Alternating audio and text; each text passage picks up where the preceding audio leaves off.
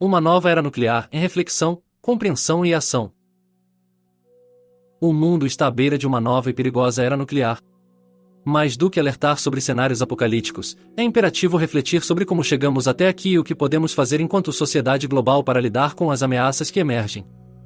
Nesta era, as rivalidades entre superpotências ressurgem, estruturas de controle de armas enfraquecem e potências regionais desafiam os limites da contenção nuclear.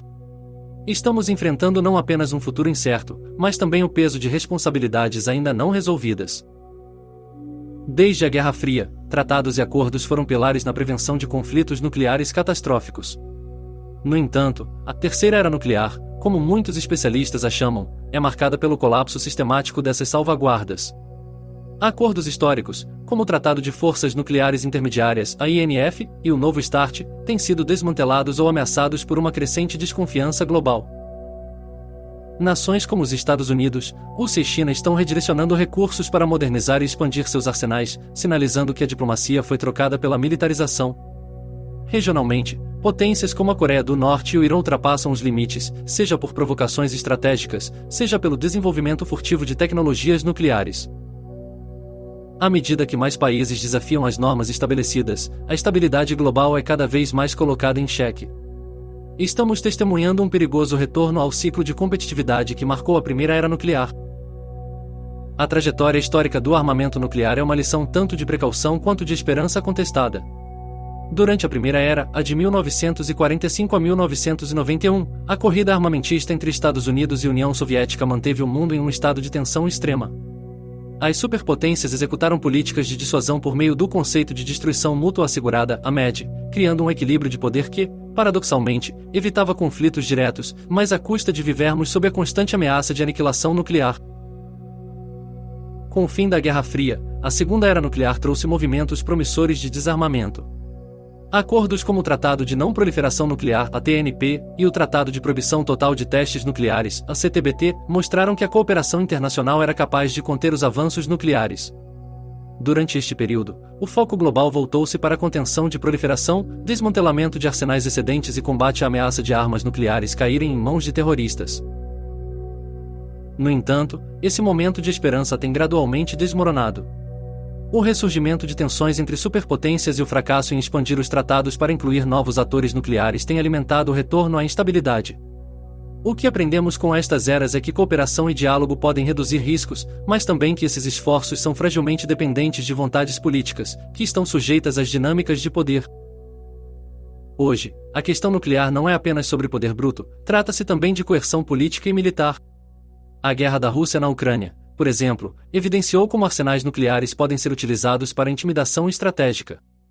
As ameaças de Vladimir Putin, combinadas com demonstrações tecnológicas como os mísseis hipersônicos, enviaram uma mensagem clara ao Ocidente: o poder nuclear ainda é uma ferramenta ativa para dominar narrativas e avanços territoriais. Outros países observam atentamente. Será o uso do bullying nuclear uma estratégia a ser copiada? Alguns analistas apontam que a China, com seus planos de aumentar suas ogivas para 1.500 até 2035, pode se ver tentada a adotar abordagens similares. Enquanto isso, o programa nuclear do Irã se acelera, alimentando tensões regionais e levantando a temida possibilidade de uma nova onda de proliferação nuclear no Oriente Médio. E nós, enquanto sociedade, como reagiremos a esses eventos?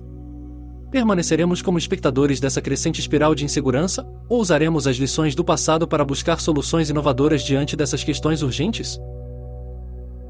A história nuclear foi moldada por decisões de poucos, mas é hora de o público geral ocupar um espaço maior nessa discussão. A era atual nos desafia a compreender que as armas nucleares não são abstrações distantes. Elas têm implicações reais e viscerais para o meio ambiente, a estabilidade econômica e a sobrevivência da humanidade como um todo. Educar-se sobre os impactos das bombas nucleares e sobre o delicado equilíbrio da política internacional é mais do que um exercício acadêmico, é um ato de cidadania global. Além disso, exigir que líderes mundiais priorizem a diplomacia em vez do poder bélico e apoiem iniciativas de controle de armas é essencial.